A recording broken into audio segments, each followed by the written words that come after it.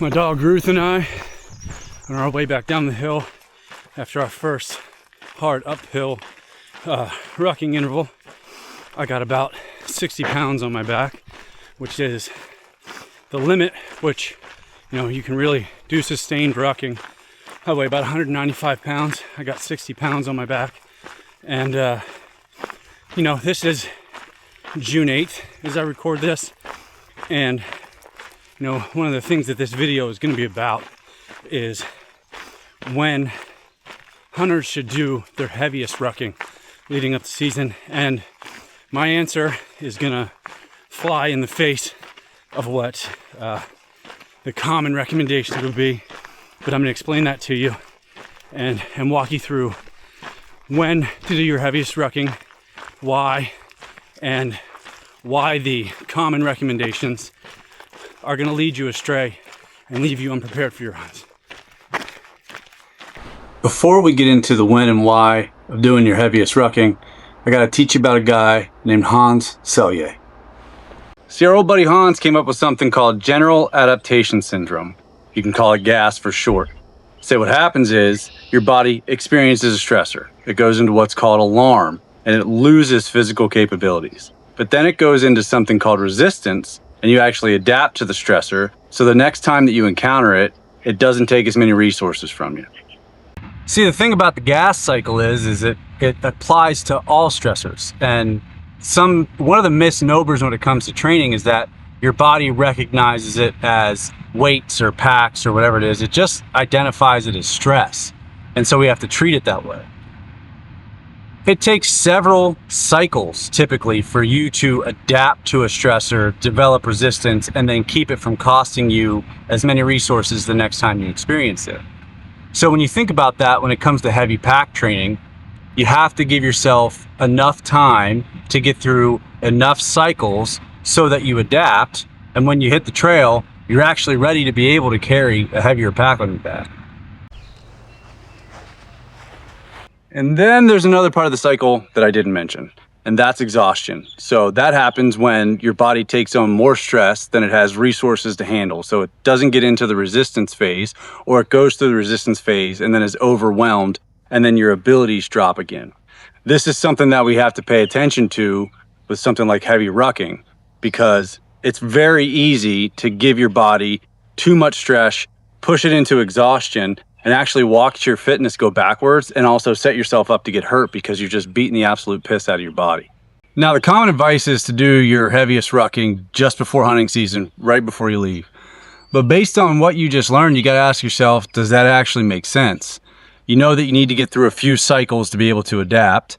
And if you do all of that just before you leave, you put yourself into the alarm phase and you don't get yourself up to resistance. You just don't have enough time. So you go into alarm, you diminish your capabilities, and then you ship off to go hunt. You have to give yourself enough time to adapt to a heavy pack before you can expect yourself to go out and perform with it. And that takes time. So doing your heaviest rucking right before you ship off to hunt is not the best way to do things. Now, with all that covered, we can answer the question, when is the best time to do all of your heavy rucking? It's from the early until the middle of the preseason. Why? It gives you plenty of time early in the year to build up some volume with rucking, so you have the stability, the strength, the structural integrity to start being able to handle heavy loads. And then if you start in the early preseason, around early June, and go through mid-July, it gives you enough training cycles to go through alarm and resistance several times so you adapt to the actual weight that you're going to use. And then you can cut it off there because we don't want to push it to exhaustion. We know that if you're rucking over 30% body weight consistently for long periods of time, you're going to start to see diminishing returns and you're going to start pushing yourself towards that exhaustion phase, and you're not actually going to be ready for your hunt. It also gives you time to introduce the weight in different ways with different workouts. You can do it with uphill muscular endurance workouts. You can do it with high intensity continuous step up workouts. And when we do those workouts, you're looking at the muscular endurance workouts, we're talking anywhere from 20 to 30% of body weight. And then with the high intensity continuous step ups, sometimes we'll even get up to 45%, 25 to 45%. And these are heavy weights. but we also have to define what heavy means in general so we can apply it across the hunting population. So then we have to define what is heavy when it comes to rucking. That number is about 20% of body weight, above 20% of body weight. Why that number? Well, the research shows that around 20% of body weight is where we start to gain the most efficiency without deleterious costs to our body. You start to get above that number consistently, and for too long, you start to have diminishing returns. You get around 30% of your body weight, and like I said earlier, you really start to see diminishing returns if you stay there for too long.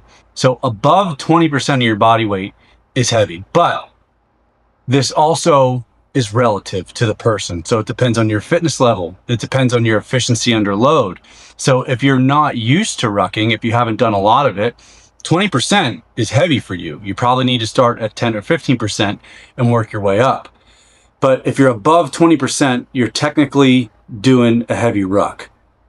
Again, when are you going to use heavier rucks? Well, you got to think about the situation and what you're trying to accomplish. Yes, we want to acclimate to our packs. We want to be used to carrying heavier stuff because we're going to be doing it in the mountains. But you have to think about how you apply it so that you do it safely and get what you want out of it. I mentioned earlier, when we do uphill muscular endurance training, we're going to be somewhere between 20% and 30% of our body weight. I'm 195 pounds.